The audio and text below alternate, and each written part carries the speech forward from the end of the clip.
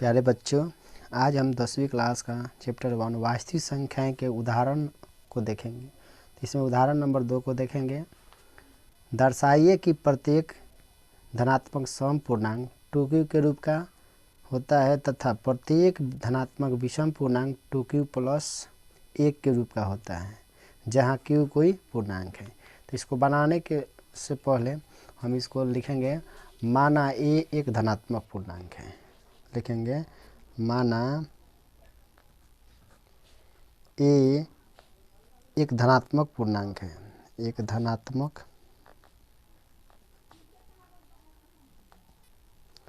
पूर्णांक है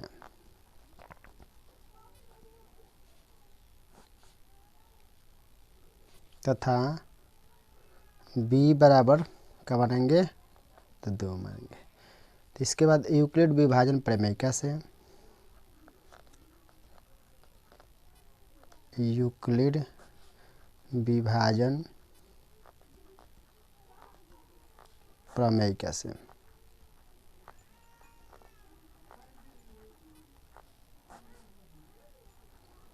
क्या होता है, a बराबर बी क्यू प्लस आर, जहाँ आर का मान क्या है, शेष है। तो इसको लिख सकते हैं a बराबर b के स्थान पर 2 लिखेंगे 2q प्लस आर, जहाँ r बराबर क्या होगा, तो 2 से छोटा होगा, क्योंकि r का मान शेष होता है। तो 2 से छोटा क्या क्या है, तो 0 है और 1 है। इसके बाद लिखेंगे, इसलिए a का संभव मान क्या क्या हो सकता है, यानी यहाँ पर r का स्थान पर पहले 0 रखेंगे, उसमें a का मान था, a का मान जब तो 2q प्लस r का स्थान पर 0 रखेंगे तो 2q ही होगा, तथा फिर देखिए 2q का 2q प्लस के प्लस r के स्थान पर 1 रखेंगे तो क्या होगा, 1 ही होगा। तो a का संभव मान क्या क्या होगा, 2q तथा 2q प्लस 1 होगा। यदि a बराबर 2q, a बराबर 2q, देखिए यहाँ पर 2 क्या है, इन 2 क्या है, एक गुणनखंड है, इसलिए पूरा के पूरा क्या हुआ, एक सम संख्या हुआ। तो नीचे लिखेंगे तब यह एक विषम पूर्णांक सम संख्या है, यह एक सम संख्या है, सम संख्या है, क्योंकि 2 एक क्या है, गुणनखंड है, 2 एक गुणनखंड है। 2q क्या है, 2q क्या हुआ, एक सम संख्या है। यहाँ पर देखिए, साथ ही जब इसमें 2 उभयनिष्ठ यानी कॉमन था तो ये सम संख्या, इसमें बताइए 2 उभयनिष्ठ ले सकते हैं, नहीं ले सकते हैं, इसलिए यह क्या हो गया, विषम संख्या हो गया। इसलिए साथ ही एक धनात्मक पूर्णांक या तो विषम हो सकता है या सम हो सकता है। एक धनात्मक पूर्णांक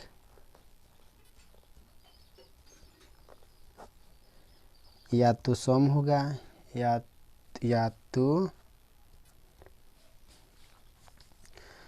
तो सम हो सकता है, सम हो सकता है या विषम।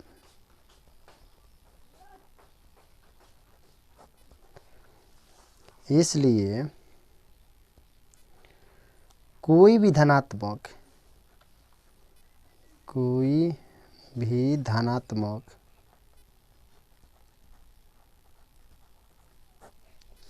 विषम पूर्णांक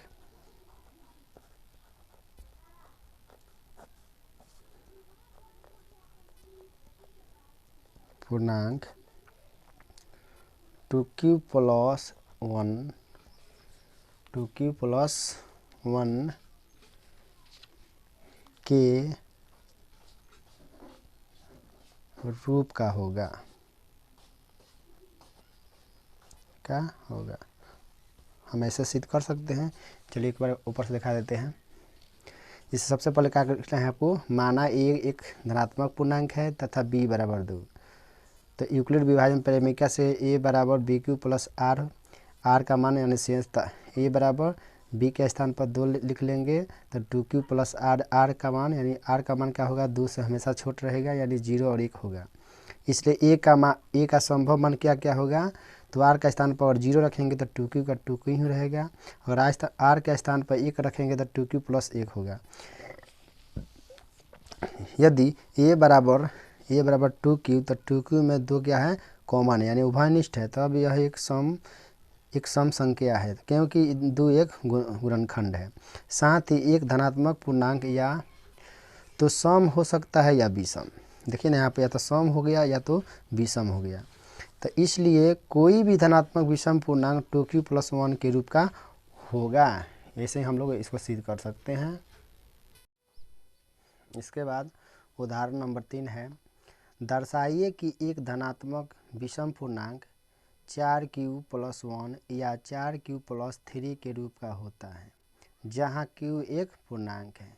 तो इसको भी हम वैसे ही बनाएंगे। तो सबसे पहले इसमें भी लिखेंगे, हल में लिखेंगे, माना a एक धनात्मक विषम पूर्णांक है। माना a एक धनात्मक विषम पूर्णांक है, धनात्मक विषम पूर्णांक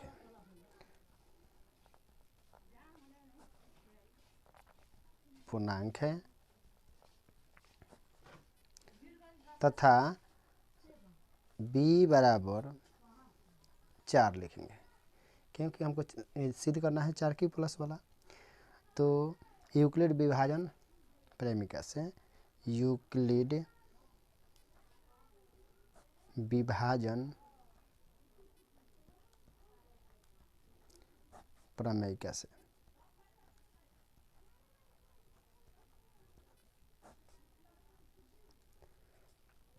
a बराबर क्या होता है, BQ प्लस आर। तो फिर इसको कैसे लिख सकते हैं, a का a बराबर के बराबर, b के स्थान पर क्या लिखेंगे 4, यानी 4q प्लस आर, जहाँ r का मान क्या क्या हो सकता है, जहाँ r बराबर क्या हो सकता है, तो 4 से कम हो सकता है। इसका मतलब 0 हो सकता है, 1 हो सकता है, 2, उसके बाद 3 हो सकता है। 4 तो नहीं होगा, क्योंकि 4 रहेगा तो कट ही सकता है, कट जाएगा। इसलिए a का संभव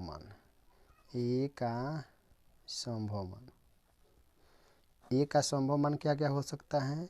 तो देखिए ना, यहाँ पर 4q, अब प्लस में और 0 रखेंगे तो 4q ही होगा। फिर 4q प्लस आर के स्थान पर 1 रखेंगे तो क्या होगा, 1 ही होगा। फिर 4q प्लस आर के स्थान पर 2 रखेंगे तो क्या होगा, 4q प्लस 2 होगा। इसके बाद 4q प्लस आर का स्थान पर 3 रखेंगे तो क्या होगा, 4q प्लस 3 होगा। इतना हो सकता है।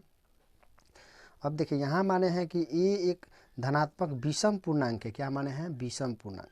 तो इसलिए 4q और 4q प्लस 2 विषम पूर्णांक नहीं हो सकता है। क्यों, क्योंकि इसमें भी 2 गुणनखंड है, इसमें भी 2 गुणनखंड है, यानी 2 उभयनिष्ठ, यानी 2 से क्या है, यह विभाज्य है। इसलिए 4q और 4q प्लस 2 एक विषम पूर्णांक नहीं है। तो नीचे लिखेंगे, चूँकि a एक विषम पूर्णांक है, a एक विषम पूर्णांक है, इसलिए 4q या 4q प्लस का तो 2, यानी 4q या 4q प्लस 2 के रूप का नहीं हो सकता है, के रूप का नहीं हो सकता,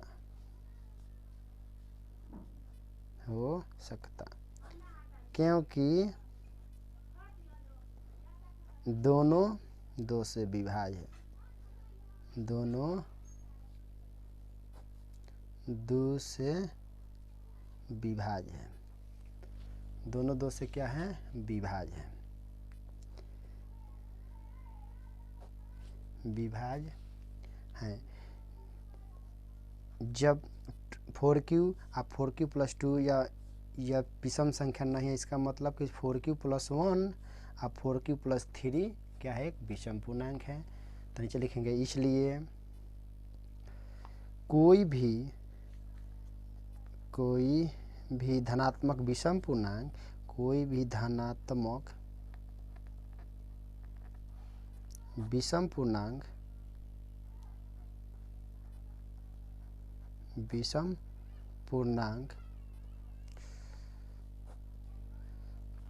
अब होगा 4q प्लस 1 या 4q प्लस 3 के रूप का होगा, ऐसे हम लोग सिद्ध कर देंगे। फिर ऊपर से हम फिर से बता देते हैं आपको। सबसे पहले तो लिखना है आपको, माना a एक धनात्मक विषम पूर्णांक है तथा b बराबर 4। तो यूक्लिड विभाजन प्रेमिका से क्या होगा, a बराबर bq प्लस r, b का मान 4 रखें इसलिए a बराबर 4q प्लस r होगा, जहां r का मान क्या होगा, 4 से कम होगा, यानी 0 1 2 3 होगा। अब जहाँ जहाँ r है वहाँ पर पहले 0 रखेंगे, उसके बाद 1 रखेंगे, उसके बाद 2, उसके बाद 3। तो ये का संभव मान क्या होगा, 4q में अगर 0 जोड़ेंगे तो क्या होगा, 4q होगा। 4q में अगर 1 जोड़ेंगे तो 4q प्लस 1 होगा। और 4q यानी 4q में अगर 2 जोड़ेंगे क्या होगा, 4q प्लस 2 होगा। 4q में अगर 3 रखेंगे r का स्थान पर क्या होगा, 4q प्लस 3। तो इसलिए a का संभव मान पूरा हो गया। चूँकि a एक विषम पूर्णांक है, इसलिए जब विषम है तो यानी 4q या 4q प्लस 2 एक विषम पूर्णांक नहीं है, क्योंकि दोनों में क्या है, दो उभयनिष्ठ यानी दो से विभाज्य है। जब ये दोनों नहीं हुआ विषम पूर्णांक, इसका मतलब कि कोई भी धनात्मक पूर्णांक 4q प्लस 1 या 4q प्लस 3 के रूप का होगा। इसके बाद उदाहरण नंबर 4 है, एक मिठाई विक्रेता के पास 420 काजू की बर्फियाँ और 130 बादाम की बर्फियाँ हैं। वह इनकी ऐसी ढेरियाँ बनाना चाहती है कि प्रत्येक ढेरी में बर्फियों की संख्या यानी समान रहे तथा ये ढेरियाँ बर्फी के परात में न्यूनतम स्थान घेरे। इस काम के लिए प्रत्येक ढेरी में कितनी बर्फियाँ रखी जा सकती हैं। तो ऐसे क्वेश्चन को बनाने के लिए सबसे पहले इसका हम लोग क्या निकालेंगे, HCF निकालेंगे। HCF के मतलब महत्तम। तो सबसे पहले लिखेंगे, माना कि प्रत्येक ढेरी में बर्फियों की संख्या, प्रत्येक ढेरी में बर्फियों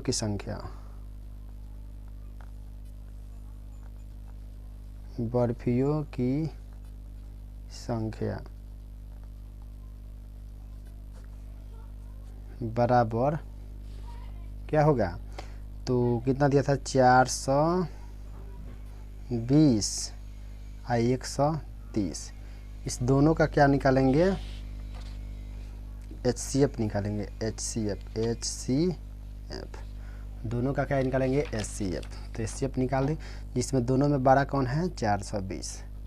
तो 420 में क्या करेंगे, 130 से महत्तम निकालेंगे।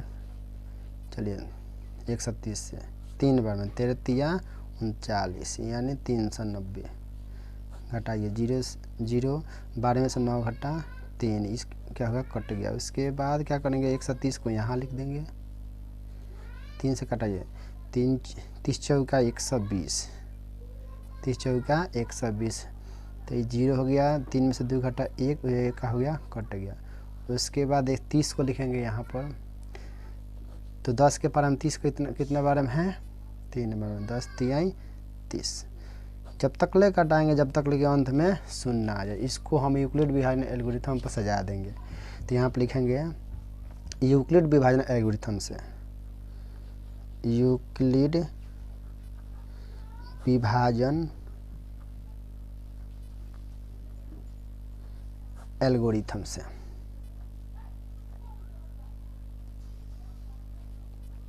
एल्गोरिथम से क्या बोलता है, ए बराबर बी क्यू प्लस आर, जहाँ आर क्या है, शेषफल है। तो एक स्थान पर 420 को इधर लिख देंगे बराबर 130 में गुना करेंगे 3 से और जोड़ देंगे कितना, 30। उसके बाद 130 को यहाँ लिखेंगे, 130 को यहाँ लिखेंगे तो 30 में गुना करेंगे 4 से, 30 गुने 4 और जोड़ेंगे कितना, शेषफल, यानी शेषफल कितना है, 10। उसके बाद 30 को लिखेंगे यहाँ पर और गुना करेंगे 10 में कितना से, 3 से, तो 10 गुने 3 प्लस में शेषफल कितना है, 0। तो शेषफल लिखेंगे 0। जब तक ले लिखेंगे जब तक ही शेषफल 0 है। तो यहाँ पर शेषफल नहीं आया 0, तो इसका मतलब आर का मान 0 नहीं आया। यहाँ पर भी आर का मान 0 नहीं आया, यहाँ पर आर का मान 0 आ गया। तो इसका मतलब कि जब शेषफल 0 आ गया, इसका मतलब ये जो यहाँ पर बचता है वही इसका HCF होता है। तो इसलिए HCF किसका, तो क्या माने थे वहाँ पर, HCF बराबर 420 और 130 का, 130 का। देखिए यहाँ पर 0 छूट गया था, 130 का। तो HCF कितना आया, 10। इसका मतलब कि ढेरियों की संख्या कितना है, तो 10 है। तो लिखेंगे नीचे अतः प्रत्येक ढेरी में, प्रत्येक ढेरी में बर्फियों की संख्या, बर्फियों की